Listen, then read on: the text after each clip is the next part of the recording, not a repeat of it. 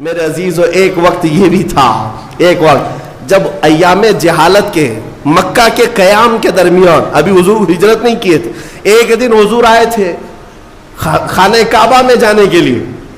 اس وقت وہ چابی عثمان بن شیبہ کے پاس رہتی تھی. عثمان بن شیبہ قریش کے ایک معزز آدمی تھے لیکن ایمان لائے ہوئے نہیں تھے. حضور نے فرمایا عثمان چابی دے دو میں کعبے کے اندر جاؤں. انہوں نے کہا تم ہمارا دین چھوڑ چکے ہو، تمہیں کعبے میں اندر جانے نہیں دوں گا. سارے بڑے لوگوں کو جانے کی اجازت تھی، میرے رسول کو نہیں. حضور پاک نے فرمایا عثمان ٹھیک ہے، ایک دن آئے گا یہ چابی میرے ہاتھ میں ہوگی، میں جسے چاہوں گا اسے عطا کروں گا. عثمان کہتے ہیں کہ ان کی بات سے مجھے ڈر بھی لگا اور پھر سوچ بھی رہا تھا یہ اتنا بڑا جملہ کہہ رہے. آج حالت ایسی ہے ان کے ساتھ جتنے وہ سب غریب لوگ ہیں، مارے جاتے ہیں. بلال حبشی کو دیکھو. اور پھر جب وقت ایسا آیا کہ حضور ہجرت کر کے چلے گئے تو عثمان کہتے ہیں اب تو سوال ہی نہیں آتا کہ کعبے کی چابی ان کے پاس جائے. وطن چھوٹ گیا، گھر چھوٹ گیا، ساتھی مارے گئے، سب چلے گئے.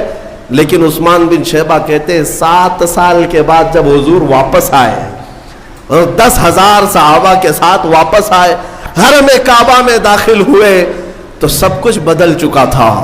کعبے کے دروازے کے قریب جا کر میرے آقا نے پکارا عثمان بن شیبہ کہاں ہے؟ وہ آئے، ایمان لائے نہیں تھے، ابھی کافر ہی ہے. چابی لا کر میرے آقا سے کہا کہ آپ نے سچ کہا تھا 7 سال پہلے، یہ چابی آپ کے حوالے ہے. میرے آقا نے اپنے ہاتھوں سے چابی کو کھولا، کعبے کو اور صاف کیا اور اس کے بعد باہر آئے. کہا میں یہ چابی اب اس کو دوں گا جس سے قیامت تک کوئی نہیں چھین سکے گا. پھر صحابہ کہتے ہیں ہم سب کو یہ شوق تھا کہ یہ چابی ہمیں مل جائے. حضرت ابوبکر، حضرت عمر، کون بڑے بڑے صحابہ شوق رکھتے تھے کہ یہ چابی ہمیں مل جائے. میرے آقا صلی اللہ علیہ وسلم نے سارے مجمع میں پھر سے پکارا عثمان بن شیبہ ادھر آ جاؤ، میرے رب نے مجھے حکم دیا ہے جس کی امانت ہے اسے واپس لوٹایا جائے. تمہارے خاندان میں چابی تھی تم رکھو. اتنی رحمت دیکھ کر کے وہ ایمان لے آئے اور میرے ساتھ رسول کے صحابہ میں داخل ہوئے. اور آج 1400 سال گزر چکے، چابی آج بھی عثمان بن شیبہ کی اولاد میں ہی ہے. کئی بادشاہ آئے بدلے، آئے گئے، لیکن وہ چابی آج بھی اسی خاندان میں موجود ہے.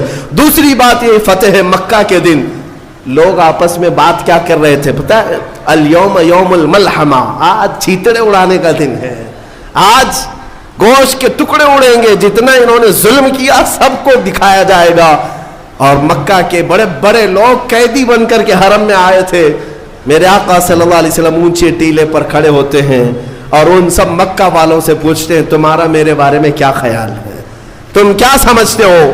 تو ان سب لوگوں نے کہا انت کریم ابن کریم ابن کریم، ہم نے دیکھا ہے تم بھی شریف ہو، تمہارے باپ بھی شریف، تمہارے دادا بھی شریف تھے، تم شریفوں کی اور کریموں کی اولاد میں سے ہو.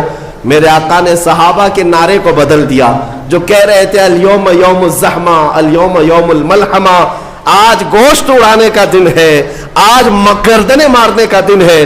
میرے آقا نے فرمایا صحابہ نہیں، اليوم یوم الرحمہ، اليوم یوم الرحمہ، آج رحم کرنے کا دن ہے، آج رحم کرنے کا دن ہے. ان ظالموں کو میں بتانا چاہتا ہوں جو میرے آقا صلی اللہ علیہ وسلم کی ذات پر کیچڑ اچھالتے ہیں، تمہیں اگر چھوٹا تخت بھی ملے تو تم سب سے پہلے غریبوں کا خون چوستے ہو. آؤ میرے مصطفیٰ کے قدموں میں جنہیں اللہ نے پوری دنیا کی سلطنت عطا کی، ان کے اپنے جانی دشمنوں کو میرے مولا نے سامنے کھڑا کیا. لیکن لاؤ تاریخ میں ایک مثال جس محمد عربی نے اپنے قاتلوں کو یا اپنے قتل کرنے والے منصوبے بنانے والوں کو ایک ہی دن میں سب کو معاف کر دیا ہو، سب کو آزاد کر دیا ہو. یہ کہا ہو اذهبوا انتم الطلقاء، جاؤ تم آج سب کے سب آزاد ہو، سب کے سب آزاد ہو. ایک شخص ایسا تھا صفوان جس کا نام ہے، وہ سب سوچتا تھا کہ نہیں، وہ گھوڑا لے کر کے دوڑ گیا اور سمندر میں کودنے گیا، اس سے بہتر ہے کہ میں مر جاؤں، محمد کے ہاتھوں میں غلام نہیں بنوں گا. اس کا قریبی دوست عمیر بن وہب، وہ صحابی ہو چکے تھے، وہ آئے، انہوں نے دیکھا کہ صفوان میرا دوست خودکشی کرنے کے لیے چلا گیا. دوڑے دوڑے گئے اور سمجھایا کہ صفوان دے، محمد کو جیسا بتایا گیا ویسے نہیں ہے، تو آ جا، تجھے معاف بھی کریں گے اور گلے سے بھی لگائیں گے. اس نے کہا صفوان نے کہ میں جنگ بدر میں گیا ہوں، ان کے مقابل میں کئی ان کے ساتھیوں کو اپنے ہاتھوں سے مارا ہوں، خندق میں بھی رہا ہوں، احد میں بھی رہا ہوں، کیا وہ مجھ جیسے کو معاف کریں گے؟ حضرت عمیر نے کہا تجھ سے بھی بڑوں کو معاف کریں گے, تو آ تو چل میرے ساتھ. صفوان نے کہا نہیں, میں نہیں جا سکتا, میں سمندر میں کود کر خودکشی کر لوں گا. عمیر بن وہب آئے رسول پاک کے پاس, کہا میرا ایک دوست ہے صفوان ہے, وہ خودکشی کرنا چاہتا ہے. وہ ڈر کے مارے, اے اللہ کے رسول کیا آپ کی طرف سے امان ہے؟ حضور نے فرمایا میری طرف سے مکمل امان ہے. کہا کہ کیا علامت ہے کہ میں اسے کیسے بتاؤں کہ آپ کی طرف سے امان مل گئی؟ میرے آقا نے اپنا عمامہ مبارک کھول کر دے دیا, اپنا جبہ دے دیا, جاؤ صفوان سے کہہ دینا محمد نے اپنا عمامہ اتارا ہے, اپنا جبہ دیا ہے, تیرے لیے امان ہے, واپس آ جا. دنیا آج امن سکھانے نکلی ہے. یہ ظلم کی داستان لکھنے والے آج پیس کی بات کرتے ہیں. میرے محمد جیسا پیس نہ کبھی پہلے تھا نہ آج ہے. رسول کریم صلی اللہ تعالی علیہ وسلم نے جو امن پھیلایا ہے, کہاں کس داستان میں تم ڈھونڈو گے اس کو؟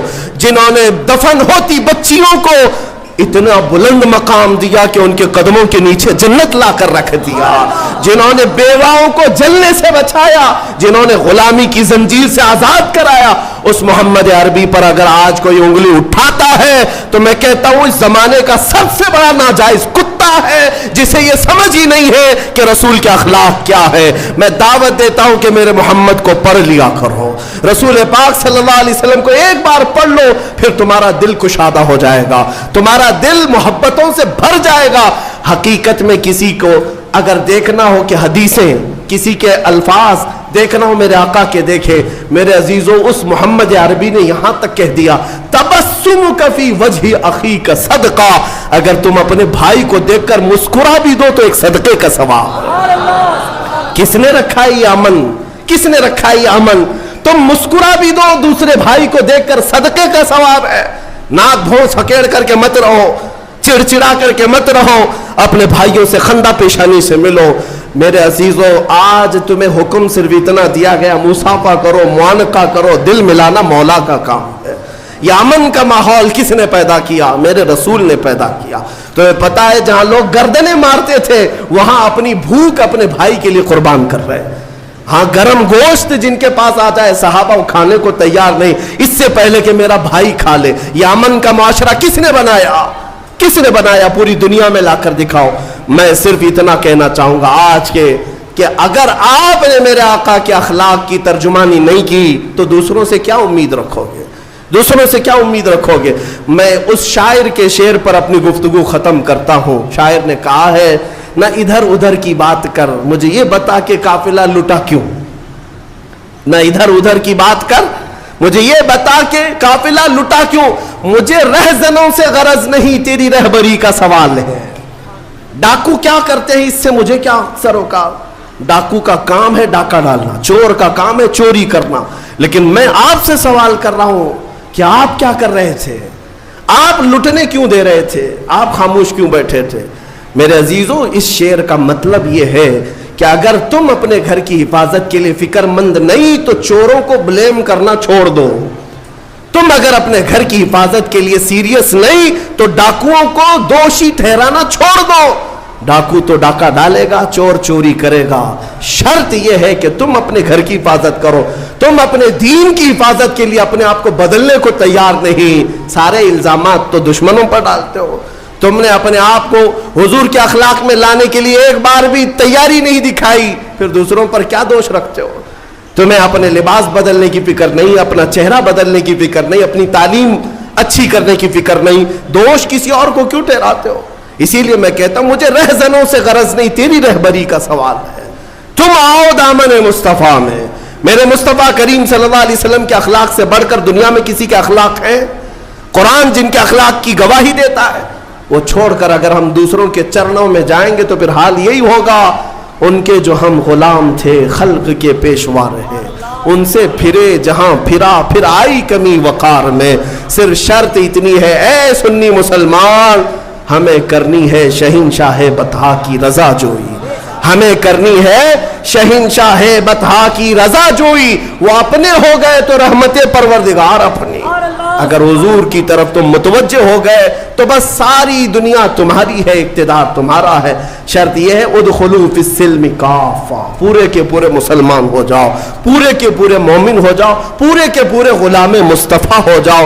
حضور پاک صلی اللہ علیہ وسلم کے دربار کی طرف بڑھ کر کے تو دیکھو، دنیا تمہارے تلوے نہ چومے تو پھر بات کرنا، دنیا تمہارے سامنے جھکے نہ تو پھر بات کرنا۔ اس لیے کہ مولا کا قانون ہے، وہ عزتیں اسے دیتا ہے جو اس کے نبی کی غلامی کرتی ہیں، وہ عزتیں انہیں نوازتا ہے جو اس کے نبی کے شیدا ہوتے ہیں۔ میرے عزیزوں، آج یہ منبر، آج یہ محراب مجھے اس لیے نہیں دیا گیا کہ میں کسی بڑے باپ کا بیٹا ہوں، یہاں صرف اس لیے کھڑا کیا گیا ہے کہ محمد عربی کا غلام۔ اس کے علاوہ کون سی نسبت ہے ہمارے پاس؟ کون سی نسبت ہے ہمارے پاس؟ کیا ہمارا لباس دیکھ کر کے، کیا ہمارا چہرہ دیکھ کر عزت کی جاتی ہے؟ نہیں، اچھے اچھے چہرے والے ہیں، اچھے اچھے لباس والے، بڑے بڑے پیسے والے ہیں۔ یہ جو عزتیں ہیں پلکیں بچھائی جاتی ہے محمد عربی کی غلامی کا صدقہ ہے۔ ہاں، اسی بات پر آپ بھی آ جاؤ، یہ ناز یہ انداز ہمارے نہیں ہوتے، جھولی میں اگر ٹکڑے تمہارے نہیں ہوتے، روشن میری قسمت کے ستارے نہیں ہوتے جب تک کہ مدینے سے اشارے نہیں ہوتے۔ بے دام ہی بک جائیے بازار نبی میں، اے مسلمانوں، بے دام ہی بک جائیے بازار نبی میں، اس شان کے سودے میں خسارے نہیں ہوتے۔ جب تک بکے نہ تھے تو کوئی پوچھتا نہ تھا، یا رسول اللہ تم نے خرید کر ہمیں انمول کر دیا۔ مولا سب کی عزتوں کی حفاظت فرمائے، اسلام و سنیت کا بول بالا فرمائے، اور تمام برے منصوبوں کا منہ کالا فرمائے۔ مولا ہماری جماعت کو اتحاد و اتفاق عطا فرمائے، ہماری صفوں میں مولا تعالیٰ قوت حیدری عطا فرمائے، شجاعت فاروقی عطا فرمائے۔ مولا تبارک و تعالیٰ ہمیں صحابہ کا صدقہ عطا فرمائے، اولیاء کے قدموں کی نسبت عطا فرمائے، اور ہم سب کو کاٹنے والوں کو مولا کیفر کردار تک پہنچائے۔